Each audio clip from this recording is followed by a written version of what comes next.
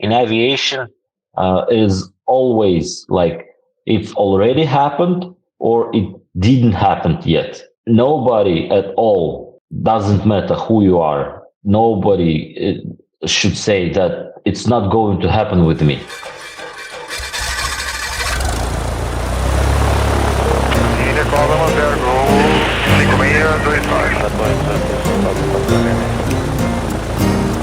Hi everyone, welcome on board. This is your international monthly podcast here in Lenny Light, or I would say Farol de Pouso.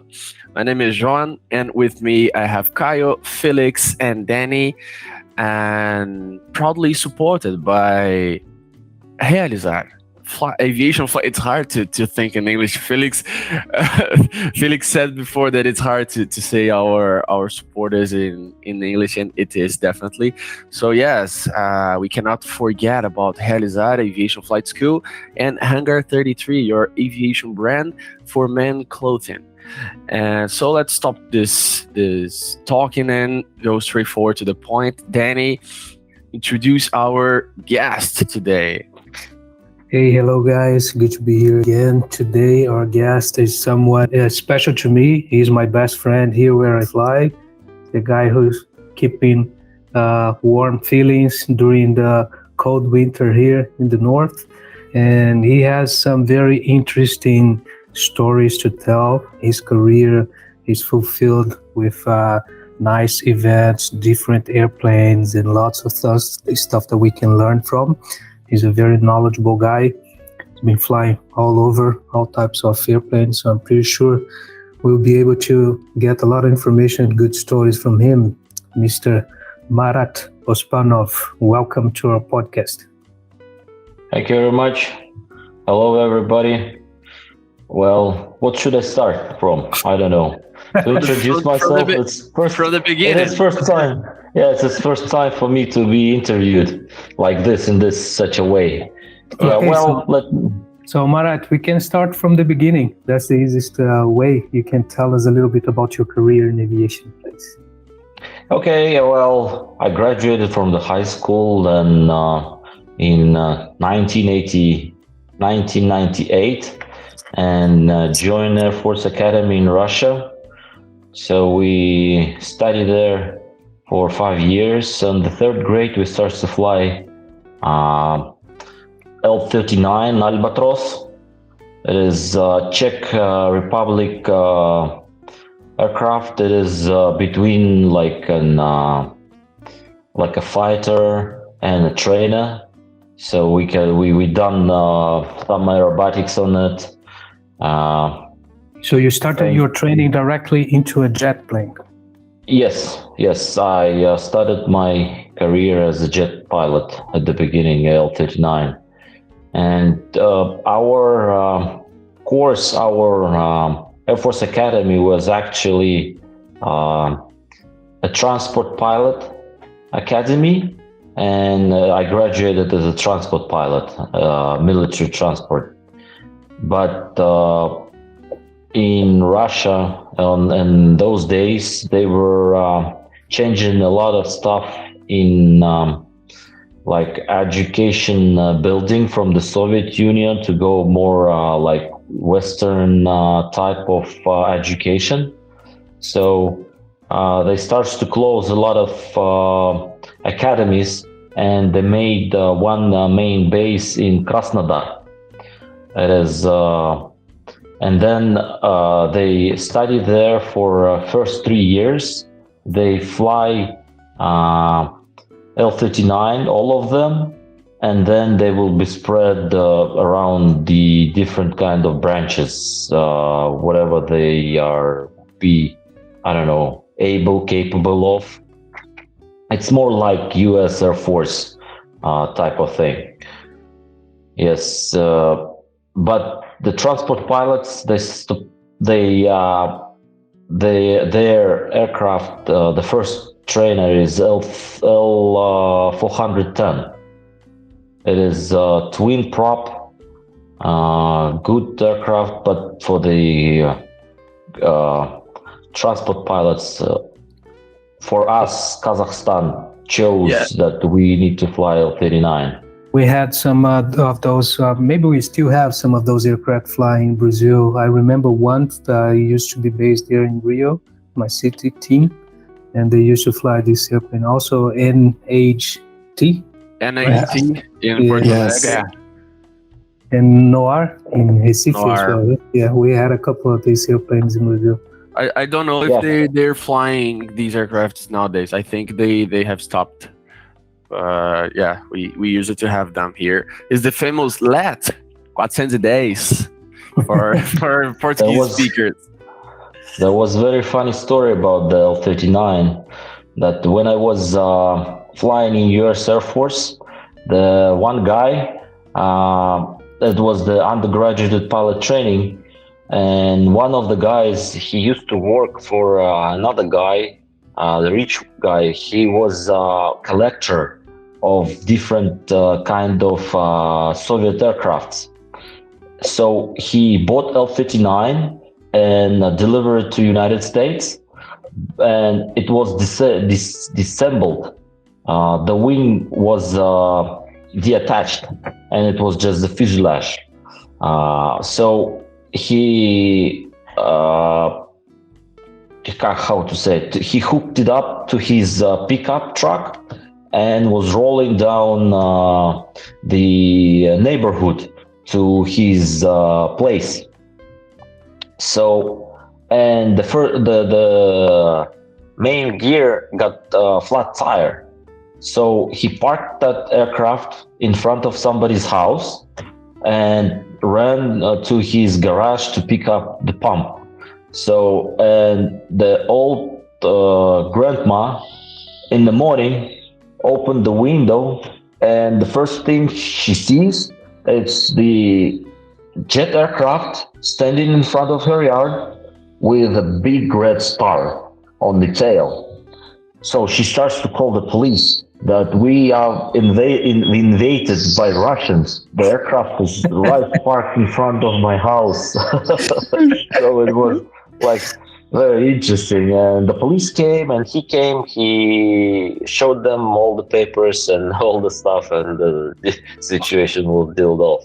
So it was very interesting for the grandmother to see that. That's a good story right there. Yeah, because they lived through that. Thing that the Cold War. Yeah, Cold War thing. Yeah. They were trained to hide in the bomb escape shelters and all those stuff. So she was pretty surprised to see it. That's a funny story, Marat. And Marat, you jumped ahead a little bit when talking about the Albatross. You said about flying in the U.S. Air Force. I know you get there. That's an interesting part of the story. So after you had your initial training on the Albatross, then you went to the transport squadron. How is it called? Transport. Then in Air Force, they sent us on the 5th grade. On the graduation grade, they sent us back home, and I flew Yakovlev 40 for Air Kazakhstan. That's the 3-engine airplane? Yes, that's 3-engine airplane. It has the same engine like L-39, IE-25, but a little bit modified. Interesting. Yes, flying troops? What was it? No, it was. I was flying for the Air Kazakhstan. It's a civilian company. Okay. So you left the Air Force. No. I was in Air Force, but I flew for the company. It's just to have the flying hours. It was for free. They didn't pay me anything. It's just for the flying hours. We had that in Brazil a couple of times when I was flying. The first time I flew the Airbus, the Brazilian government bought an Airbus. And some pilots from the Brazilian Air Force, they would come and fly with us to get experience on the Airbus because they had never flown an Airbus before. So that's basically what you were doing then. Flying as a military, flying on a civilian air company. Nice. Yes, and then I graduated from the Air Force, and I got my first assignment on Antonov 12. It's a Cup for prop engine, for 4 prop engines, and it was very difficult to fly because that aircraft was designed in the beginning of the 60s, and they had no hydraulic at all. It was everything is just by the wires, and so you bank, you turn the yoke, and you count till like 10, and then it starts to turn. So yeah, and it has that interesting approach because it was pitched. Not the positive pitch, it was a negative pitch. It was going down with the nose wheel down here. So when you start to flare, you need to do like twice the flare. Because first you flare, you think that you are, but you just go to horizon. And then you need to flare even more. And also there's 4 engines, and the farthest right engine number 4, was the critical one. If it shuts down and it's no feather, it won't be enough 3 engines to keep it a level flight. Wow. Yeah. So we used to have that inner Maka and outer Maka. We used them at all in Soviet times. And on the outer Maka, you need to go, the inside engines go to the nominal power, and the outer engines go to idle power, just in case if they will be engine failure. So the critical engine will be on the idle power. Wow, that's so interesting. That is indeed. Yeah, and all the guys who flew Antonov 12, they had, I don't know, the bruises. You call the bruises here? In their hands? On their hands, yeah, because it was very difficult to handle. You need to be very, very strong. Power lifter pilots, that's interesting. Yeah. Marat, there was an Antonov 12 that landed in the place I was living early this year in Brazil. It's pretty interesting aircraft to see from outside. I had to Google it to see what was the model of the aircraft. Yeah, Antonov 12 was like very durable aircraft, and there was very interesting engineer idea that it's a military aircraft, and in just in case if it will go like in combat and it will be lost, all the hydraulic fluids that just drain away because of the shotguns. I mean, you understand. Yeah, so, yeah. I got it. In the cockpit there was a manual pump which you can use to pump the jet fuel from the tanks to lower the gears, just the gears. Yes, and the tube is like almost 2 meters high, and to lower the gears, actually, like to do it, it takes like at least 3 people. Well, because the movement is very small and you need to do it very, very quickly because you're very close to land, and you will sweat. All of 3 pilots will, all the 3 people will sweat like to death. Honestly, it is hard. It's very hard, but you will. It's better to sweat than to die. But let me ask you: this is an alternate procedure, or this is a normal procedure to extend? No. It's an alternate procedure. It's just in case, if you lose all the hydraulics. Okay, understood. Yeah. That's cool. How was that plane in terms of runway length required for takeoff and landing? Well, in the military, we actually didn't think about it. So there's for me, probably you didn't have short runways, probably, so you don't have to worry about it. Well, in terms of safety and all those things. When I joined civilians like Kazakhstan, when the standard qualities are very high, then I started to understand that in our military, we flew like, I don't know, like a pirates, because we could take off like from the last like, I don't know, like 10 meters of the runway, and nobody even think about it, like the rejected takeoff and like the margins and distances and all those things. It was a go distance then. Oh yeah, and it was very kind of not hard, but I had to rethink myself, or like redo myself, because we were land minded, not the go round minded. It was like you have to land, and it is like that's a very big issue in Russia and post-Soviet countries, that pilots like will ask you like, what kind of pilot if you couldn't land, because the go round is like the last thing you should do, and not many people even think about it, like to do a go round. Like, let's we'll come back to this, but let's jump ahead a little bit. When do you think this mentality changed? This mentality changed when I had my initial training on Fokker 50, and when we flew like a base, how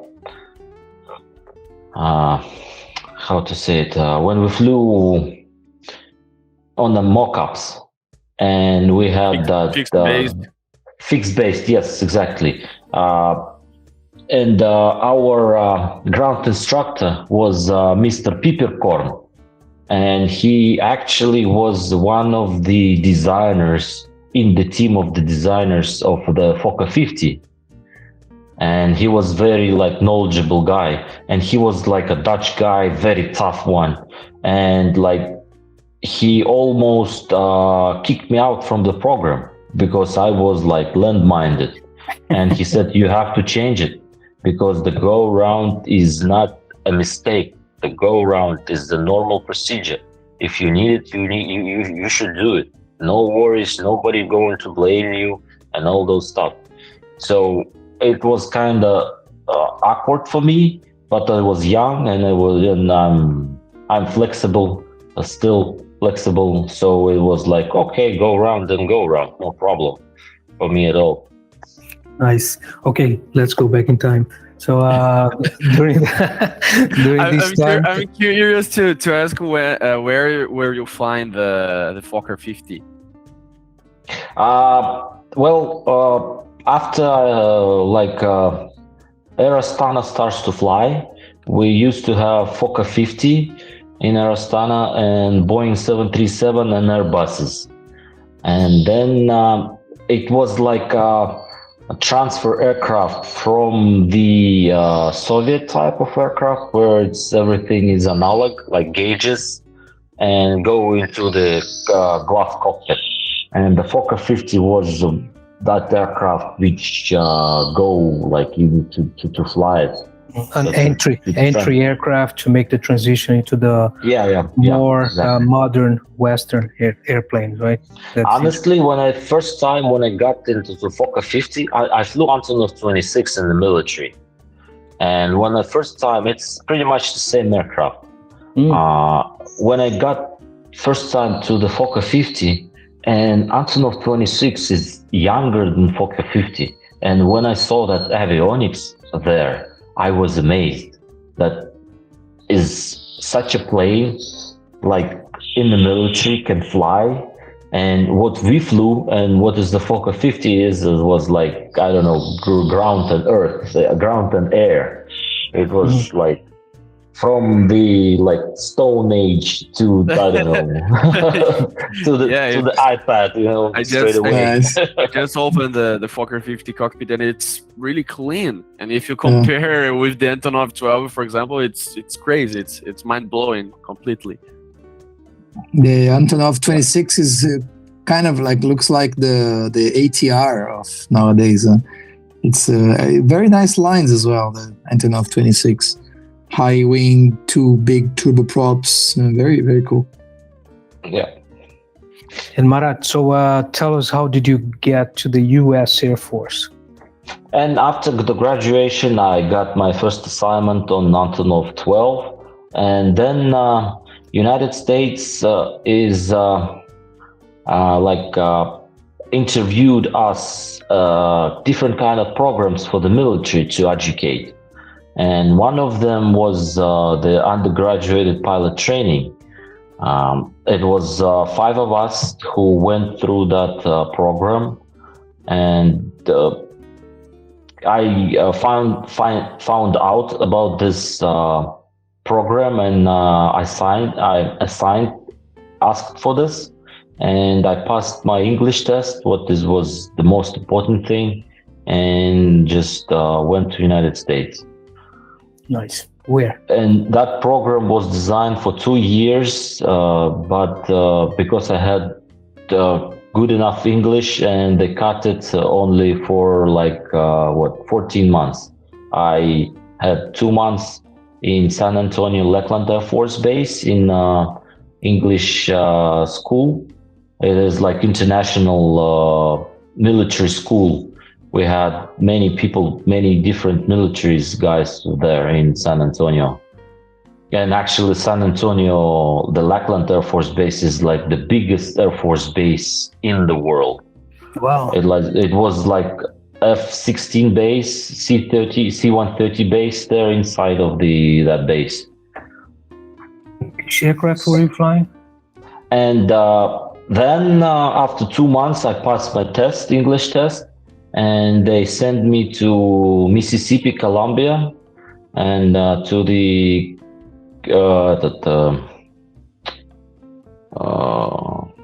to the actual flying. And first we flew Cessna 172 for 50 hours. It was very interesting that the United States all the military pilots begin from Cessna 172 before they start to fly a jet. So when you started in your Air Force, you started on the Albatross. In the US, it started on the 152. Well, the Albatross is like utilizing so much fuel, and it's heavier, maybe 4 times heavier than Cessna 172, and the speeds as well different one. So the United States saving a lot of money starting from Cessna 172. But not so exciting. Well, yeah, that's true. That's true. Because my instructor in Cessna 172 was 10 years younger than me. And I was asking him why you are doing such a thing. And he said that it's very expensive to get to the airline. And for us, like in Kazakhstan, it is very awkward and very unusual way of people, very young guys, get into the aircraft like Airbus. They're going from the Piper directly to the Airbus. So he said that he's earning the money and then going back and going step by step, getting different licenses. So yes, and then we hit the flying in the T-37.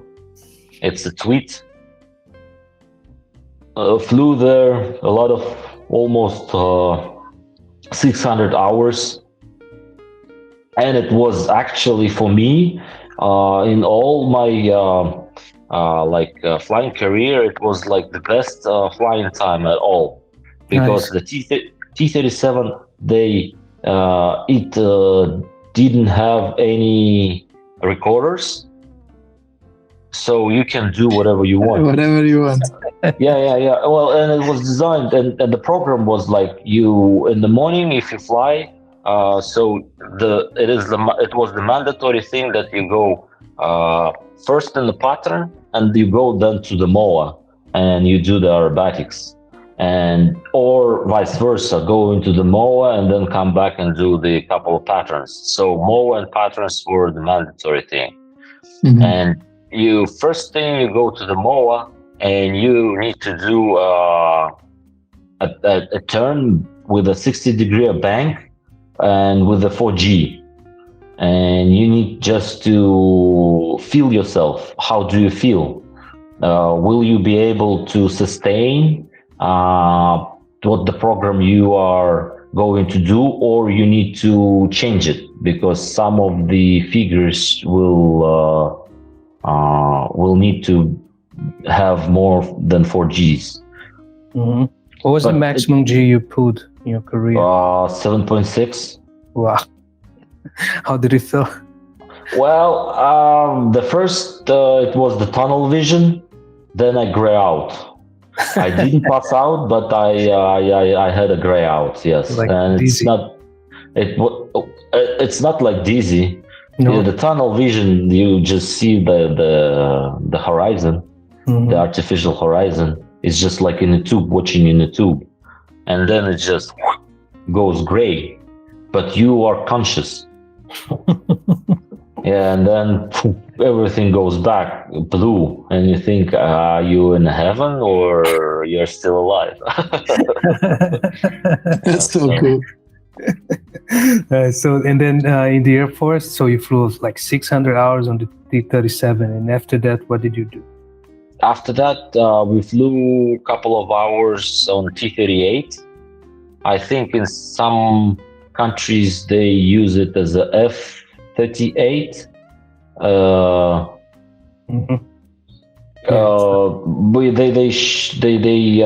They didn't allow us to do a supersonic. That's what I actually want to do, a supersonic flight once. We have the T-38 is the Talon, right? Yes, Talon. Yes, exactly. I think we had one of our guests that we talked about this plane before. It's in Brazilian Air Force. We have the F5, right? And it's pretty much like they're very similar to each other. They have there are some differences that I don't know about. When I was talking with this Brazilian Air Force pilot the other day, and he was explaining. So the T-38 Talon is also the one that is used by NASA for the training of the pilots. Yes, exactly. Yeah. Because it's like for them. And then we graduated from the undergraduate pilot training in US, and I came back and I almost got my assigned to the MiG-31 in Karaganda, but I said no, I'm not going to, because I'm a transport pilot and I don't want to go to the, interceptor. Like MiG-31 is a crazy aircraft. Very crazy. It was designed to bring the airspace balloons down to the ground. And Really? it's supersonic and with navigator. And so, no, I refused it.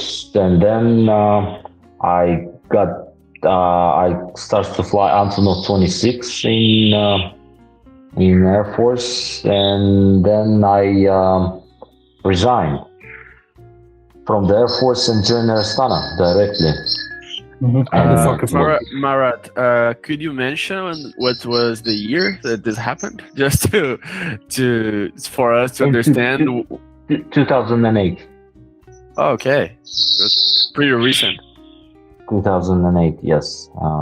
And then I joined Astana, started to fly Fokker 50, flew there for like 500 hours. And then I was assigned for the Boeing 757, 767. Flew on 75, 76, got my captain there. And then I had runway excursion in Frankfurt on 767. On 24 right. I was trying to vacate on high speed to the high speed taxiway, but it was the wind, and it just blew us parallel to the taxiway, and I realized that we are going to the ground. And I used the tiller around like 120 knots. All to the right, and with the left wheel main landing gear we just scratched a little bit of the grass and didn't break anything. No, not the airplane, no on the airport itself.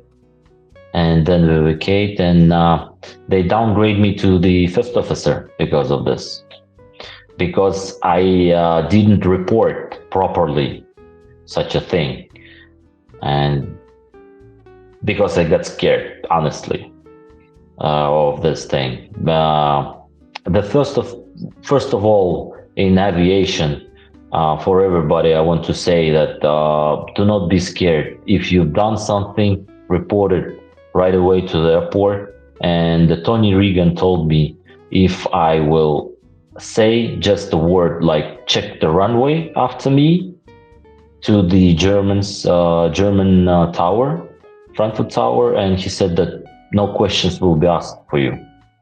And I got scared, and I thought that we didn't do anything, and so because of that, I didn't fly like for 6 months almost because of the investigation going on. And then they down. You kind of get startled, right? Like you don't want to realize that you did what you think you did, right? I think that's yeah. It's like, all the time we're trying to find ourselves some excuses, or to to explain to ourselves why we did this. But the other people think sometimes differently, and it's normal because they have different opinion on this. So then they downgrade me to the first officer. I flew probably 3 or 4 more flights on 75, and then I went to Airbus. Yeah, and as pilots, we are always on the spot, and that's what my father tells me all the time. Since until your last flight, your retirement flight, and you return your badge, you are on the spot. Lots of things can go wrong, and that's why we must be sharp all the time. And of course, we don't control everything; it's impossible. So we must accept this. This is part of our profession. Yeah. Marat, I want to ask you just some. You mentioned the wind, but for sure you had some other conditions like CBs in the vicinity, or maybe not reported, but conditions that would favor wind shear or something like that. Well, it was a little bit. The runway was damp, but they said it was dry. Well, the damp and dry, it's like pretty much the same. Now they try to change it. They want to to cancel damp as an how to say, as a condition of the runway. Exactly. When it's damp, it's wet. Yeah. So, but and also I thought about this thing a lot of time, and I that you need to adapt very quickly. And you need to change your how to say. If, for example, we brief, the decent briefing was that I'm going to vacate to Papa 14, I think, and I was stuck on this, and when I realized that we are not going to, we won't be able to vacate via Papa 14. Then just roll it, because it's enough of the runway. Just roll it, and it's very that's split second that you have to change your mind from a thing that you might realize that is not feasible anymore, and then that when you don't realize, it's too late. Yeah, that's true. Yeah, and then I got my Airbus. I got my type rating in Beijing.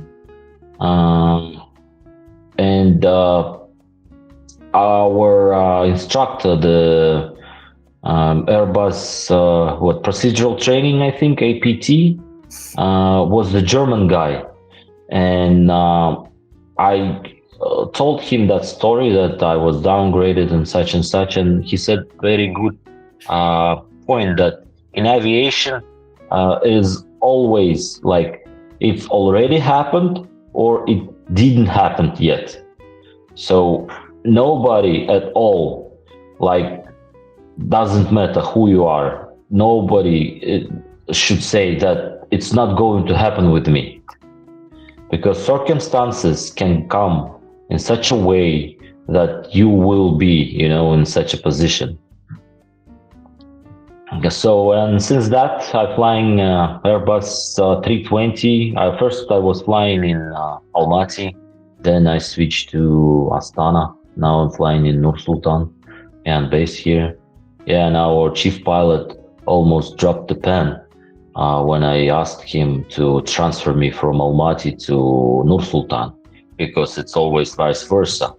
But when I flew Fokker 50, I bought the apartment here, so I had the place where to live. And Fly Aristan starts to fly, and at the beginning of the Fly Aristan, the people were put there for 6 months, and they flew just Fly Aristan flights. Now we are mixed between Aristan and Fly Aristan.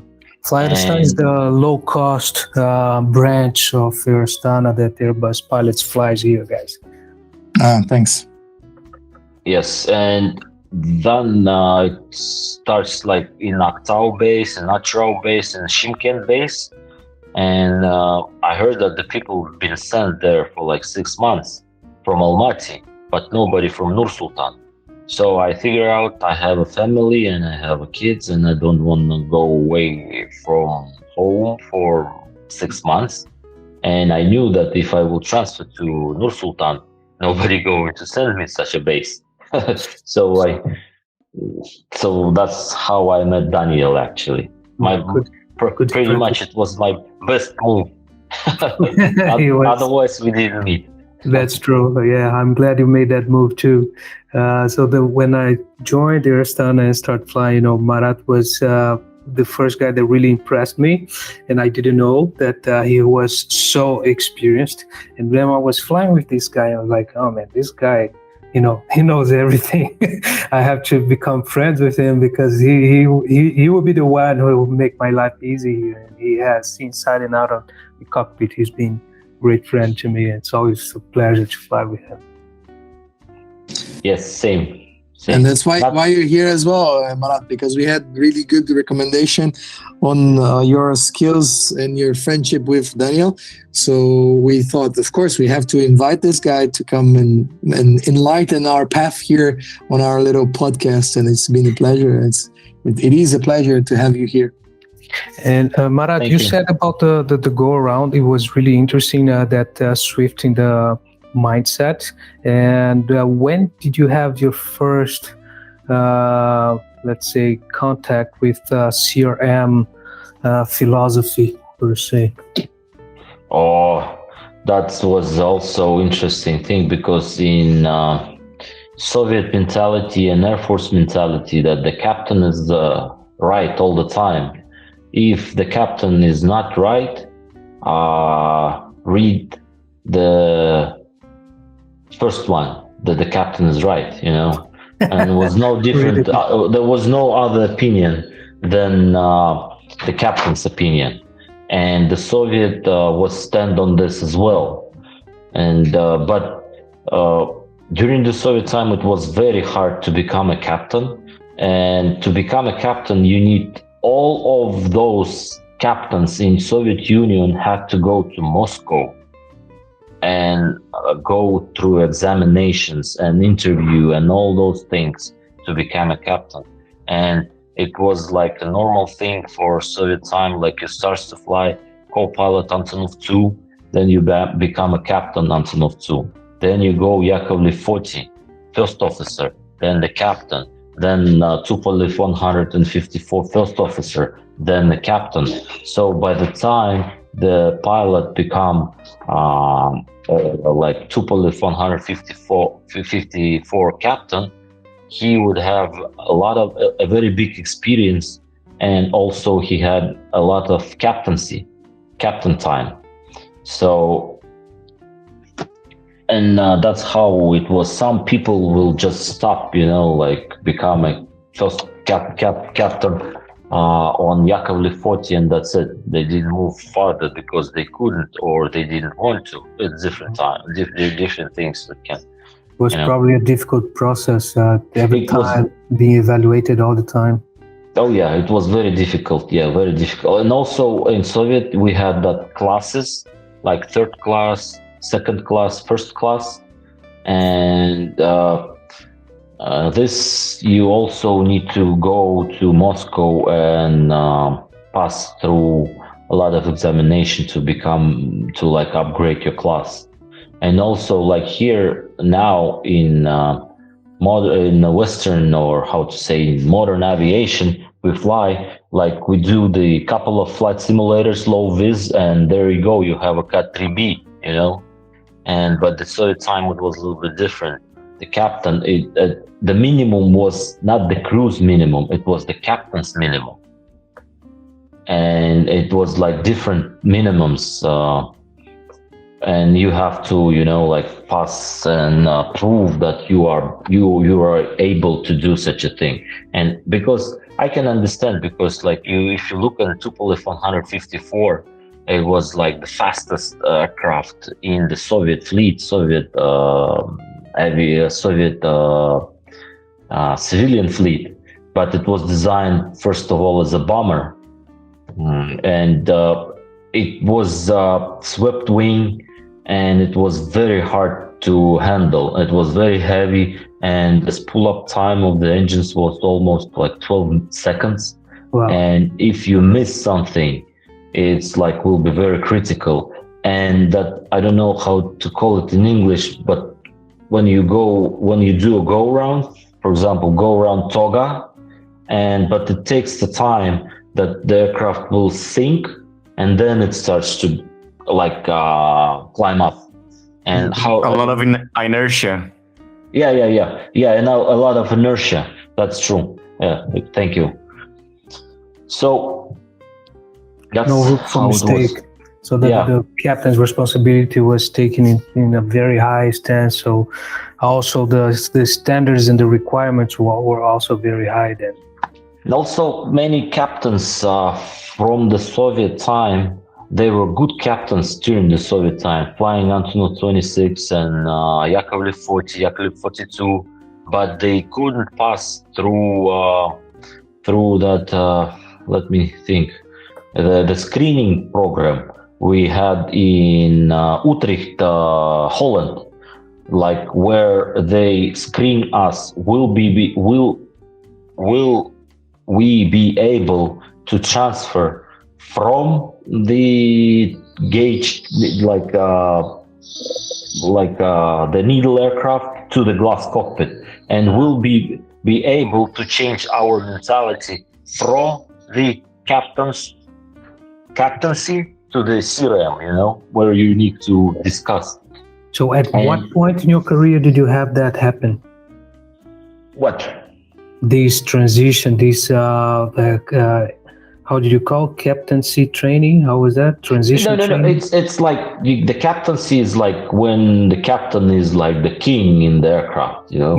Yeah. So when did you get this first touch with CRM to change this captaincy mindset into the let's say Western CRM mindset?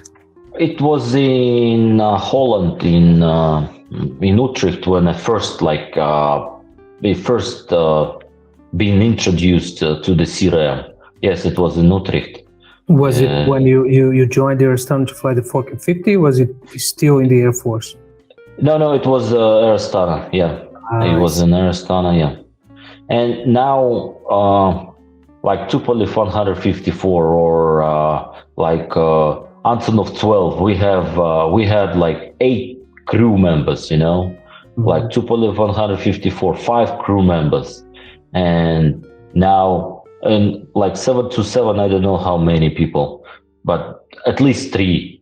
It will be an engineer, yeah. So, and all of them had their opinion, you know, but everybody's work was pointed to support the captain, and now the automation does this thing.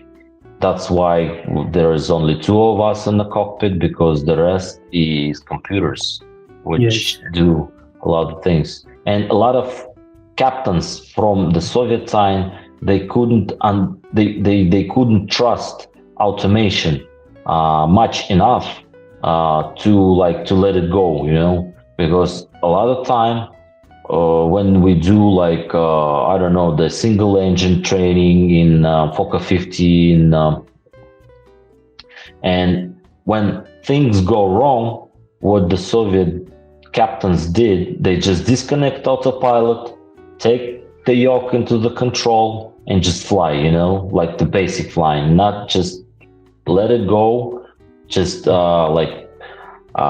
free yourself a little bit, let the automation do the flying, and just for you to have more ability to think.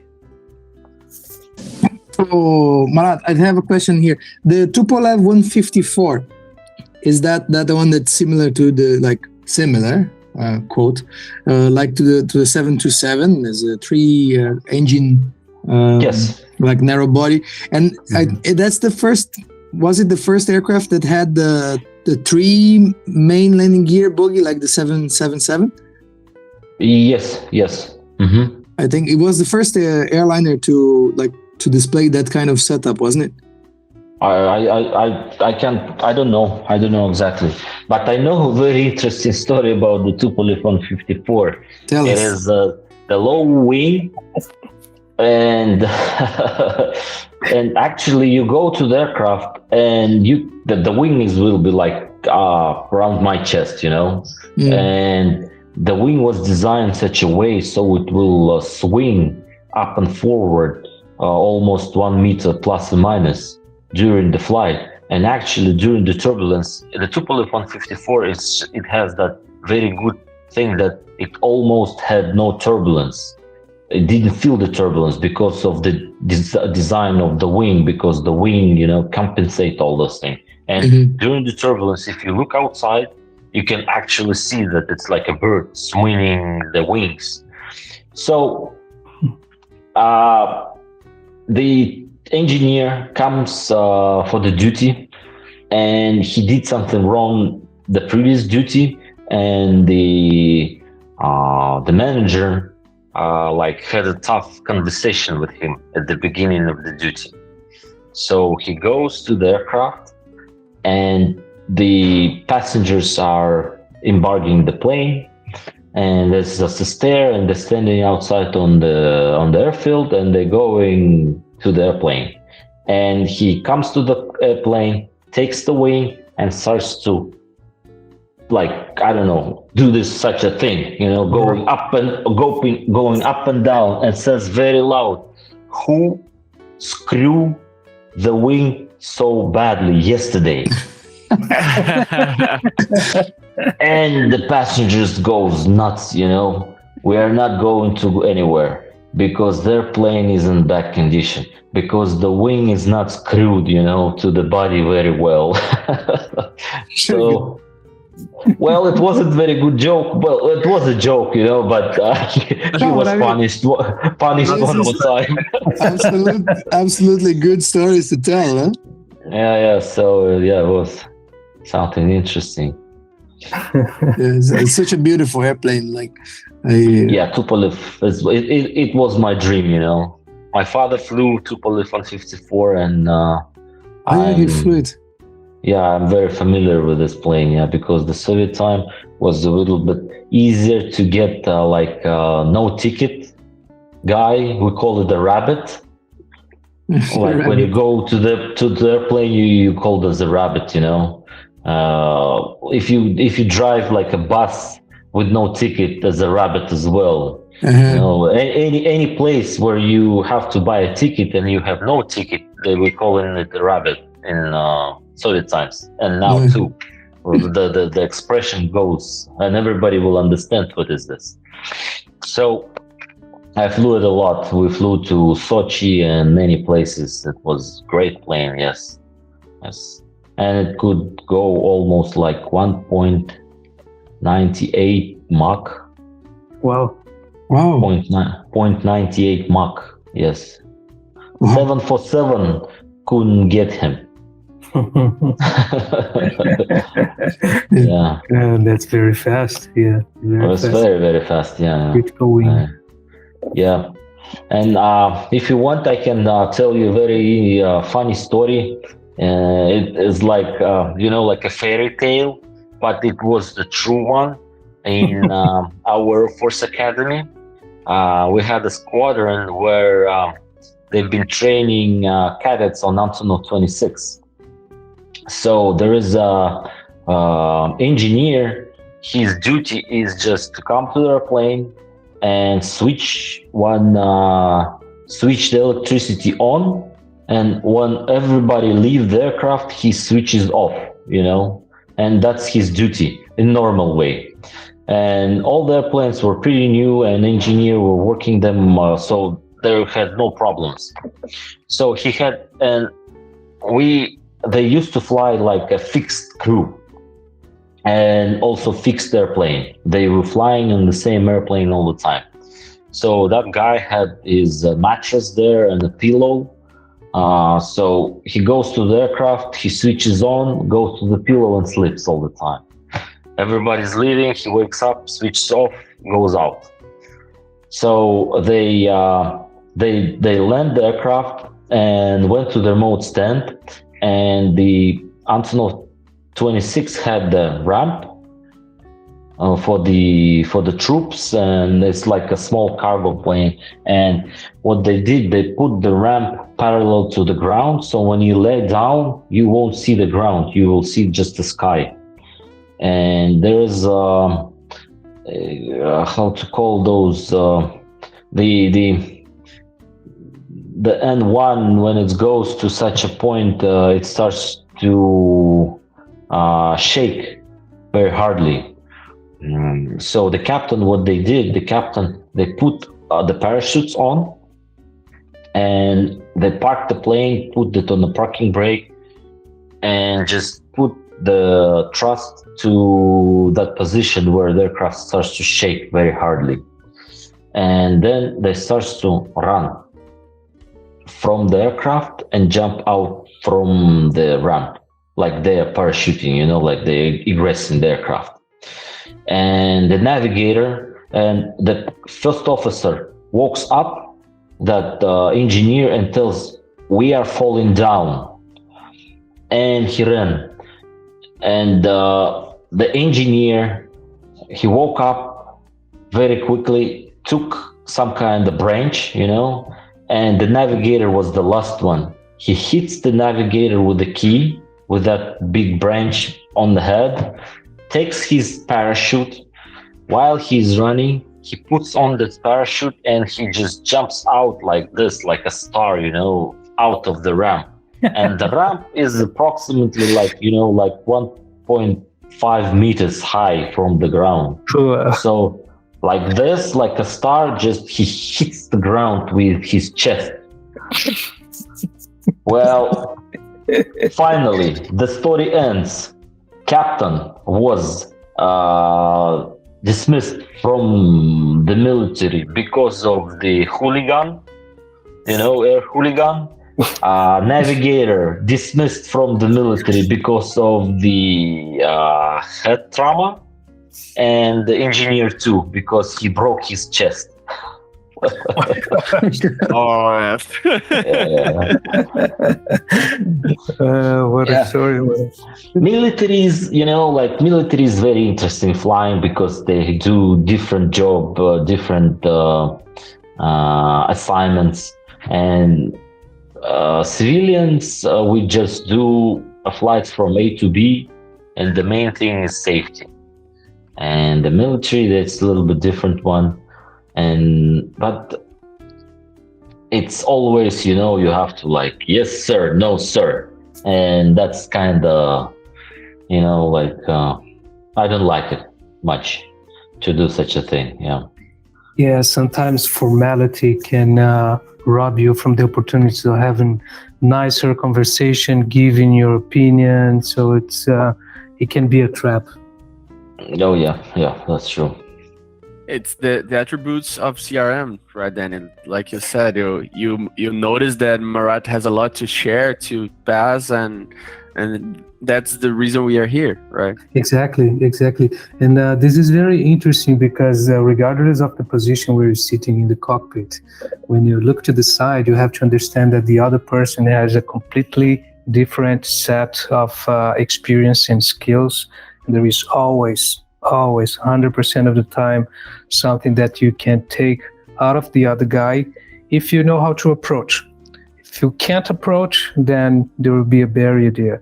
Of course, it is easier once you're a captain to promote this atmosphere, but as a first officer, you must seek for that atmosphere since the beginning, because you always fly with someone that has something to teach you, either a good thing or a bad thing, and that's how you build your airmanship, collecting the good things and applying, and seeing the bad stuff, say, okay, I'm not going to do like that because it doesn't work so well. And so it's important to have this, and this strong hierarchy, the captaincy, as Marat was saying before, it can jeopardize the opportunity of learning exactly because of this reason, because this atmosphere will not be promoted in cockpit. Yes, we had that once, that CRM and Arastana that were been talking about when the captain is like for example, old captain and young first officer, and the young first officer sometimes know more about their play than the captain does, but the captain is like very pushy. How do you say? And in for example, the young co-pilot starts to tell him something, and the captain is just shuts him up, like, hey, like, boy, I have like almost like 10,000 hours and you will be teaching me something. And that can jeopardize the safety, because in some point the first officer will be afraid of saying something, because sometimes captain starts to joke on this, to pick up on that thing, like, you said something wrong, and he starts to like, oh, you stupid, you don't know anything, and you starts to say something else, and he say, oh, just shut up, you don't know anything, and sometimes the first officer's afraid to say something out loud, like, no, it's not supposed to be like this. Yes. And Boeing fleet in our company had that problem, big problem, because almost all the captains were from Soviet times, and they were like captains during the Soviet, and the ab initio guys come and they start to tell a lot of interesting things, but they didn't want to listen to this, and they just like, and also like in the company, it was a little bit, hierarchy was broke a little bit, because during the Soviet times some of them were like bosses, and now the bosses change, the people who were not the boss become a boss. Yes. And now they starts to like, the pressure. wheels turned. Yeah. For the guys that don't know, the ab initio is a cadet program here in Astana. So most of the guys, or almost 100% of those guys, they are very young guys here from Kazakhstan. They get the training abroad, and then they come back they leave without any aviation knowledge. When they come back, they are type rated, but they have around 150 hours of flight, and then they are left in the cockpit, and sometimes they fly with guys like me, sometimes they fly with guys like Marat, and sometimes they fly with guys that flew on the Soviet aircraft their entire life. So it's not an easy job for them to adapt to all that, and for us it's a good opportunity, because those guys, they compensate the lack of experience with lots of knowledge. So every time I have a question, I send a message to ab initio guys, because they always know. And do you think, Marat, it's this culture slowly fading away or like changing, or is it like really already changed from some time ago to the present moment? It changed. It completely changed because how to say? Because we had a lot of training, a lot of examples why we shouldn't do such a thing, and who didn't want to change already is not working in company. We had a couple of guys who were very stubborn, because of their inside stubbornness. Like they're like all the time stubborn, and they didn't want to accept something new. They weren't flexible, and they are not working anymore. And now, so it's also we could see that in other places, in other cultures as well. We had not a huge military background during the 50s and 60s, but still we had several instances where the culture of non-CRM type of cockpit would take place and be like happening until the 90s or early 2000, depending on the airline that you would fly, even in Brazil. So like it all starts back then with that culture of, because we actually discussed that. Like if you look even in the civil aviation, when you're back in the days, in the countryside with the DC-3, like you have to know your stuff and you have to tell the other guys, what to do as a captain, right? And then suddenly this changed into the automation and dispatch is good now, and the maintenance is good, and your FO is good. So these kind of things aren't really only connected to a military background, but then to the evolution of CRM itself. Yeah. Well, always never. It doesn't matter what happens. You always have to talk first, to talk, and sometimes there is a time to talk. Sometimes there is no time to talk. Sometimes it should be like I said so, and in that such a way that you are taking all the responsibility on yourself. And then after that finishes, you still have to talk why you did such a thing. You need to explain to the other person why you did such a thing, because it's like we're all humans, and we are thinking and accepting information differently. Because, well, it's my opinion. I don't know. That's what I think. Yeah. The conversation. Yeah, we had that very old saying that your tongue, speaking, can weigh you all down to the key. It's like you ask how to reach one person if he will gives you such a way, and then back and step by step you can reach whatever you want, by just talking, asking. And it was during the Air Force Academy, when after the lecture, if teacher asks you, do you have any questions, it is always you. That's how I've been taught, that you always have to ask a couple of questions, Otherwise, he thinks that, first of all, you understood everything, which is not.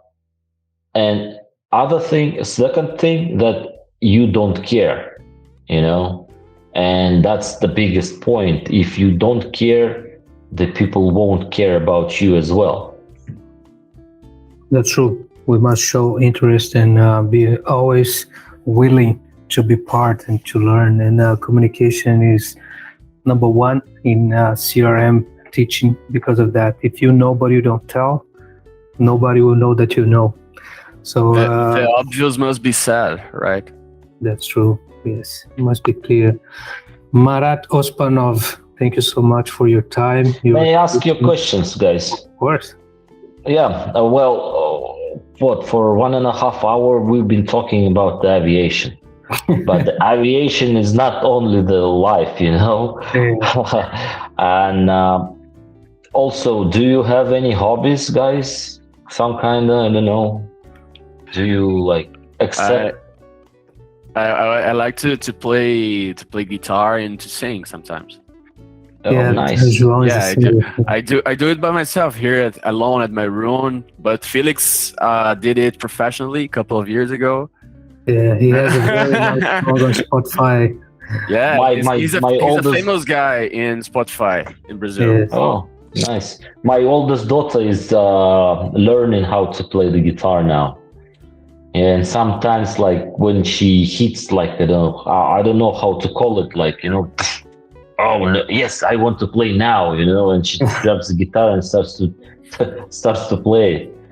I had this thing because I was 15 years old, I think, and I really like country songs here in Brazil, and my friends didn't know how to play them, so I had to figure a way to play my songs. So they are very specific songs. So the only way I could play it was learning guitar. So yeah, it was from scratch, from nowhere, and I started to learn, and here we are. Nice. Like your daughter, I think. But talking about real music, Caio, our secretary, he works with real musicians and proper famous people on his what we have to call it a project, because he's studying to become a pilot, but he works with this nationally known and also internationally known artist called Vitor Clay, and he actually, Caio is a co-author, and so he composed together with this artist one of the songs. So maybe we can share with you the link so you can hear some real music done by one of our fellow colleagues here, Mr. Caio Krause. Nice. It will be very nice to hear. Yeah, very good. And by the way, what's your nickname, Caio, for the guys of your band? They call me Russian. Yeah, just because of my surname. So, which is Rostovtsev. I'll send that in the. Yeah, we are among cousins here, and we didn't notice it. Yes. Nice. What about you, Marat? What is your hobby? My hobby is the aquariumistic. The what? Aquariums. Oh yes, the aquariums. Yes. Aquariums. Yeah. I have one very big one at my home, and I like it. From when I have a free time, and I always do something there. You must go down to Brazil and collect those fancy species that you were looking at. Marat, how do you call your fish? Lima 410, 144, 154? No, it's just it's just name this and no. It's so many of them. It's Sergey? I won't be able to even memorize Sergey and Andrei and so on. Sergey, Andrei, it's Russian names. That's we have Kairat, Murat, Ravkat. Absolutely. Yeah. It's nice. It's nice to have this talk. And as we said in the briefing in the beginning, this is the type of talk that we would have if we meet each other in the hotel lounge, or if we're having some time during cruise. And I think you got 100% or more the spirit of our podcast here. Marat is a funny guy. He has some rules that he doesn't like to break. When we meet him, we go to the Russian banya. It's prohibited to talk about aviation, and he gets really upset if we start mentioning about a roster or some problem that we had. But he keeps the same attitude when we're flying. He doesn't like to talk about aviation inside of the airplane too. He's always talking about life, what he has been reading, listening, about family, and it's always pleasant conversation. This is important. That's how you create bonds. those are the good things about creating bonds on good stuff, because sometimes it's easy for some people to start complaining and they think they will connect on the complaints, right? So really that's how good. he gets his positive attitude and his fresh face. As I said in the beginning, he looks 18, but he's almost 68. And that's because of his positive attitude all the time, always smiling, always. Yeah, had 4 legs today. You How- did. how- Yeah. How old are you, Marat? I'm 40 years old. That's it. Nice. Marat, so Yeah. thank you for your time. I'm pretty sure guys in Brazil will love to hear your stories in a few weeks when we release that. And keep in touch, listen to our other podcasts. And once again, Rahmet, and see you next time. Kokası жоқ. Where can I see this broadcast and actually like to follow it? Not We will next- send you the link. Yeah, we'll send probably the last week of the month. We release it on Mondays, so probably 23rd, probably or 3rd. I will check and I will send you the link. Okay, thank you very much. Thank you, guys who are here until the end of our podcast. Proudly supported by Realizar Aviation School and Hangar 33, your aviation brand for men clothing. Yes, thank you and see you next time. Ciao.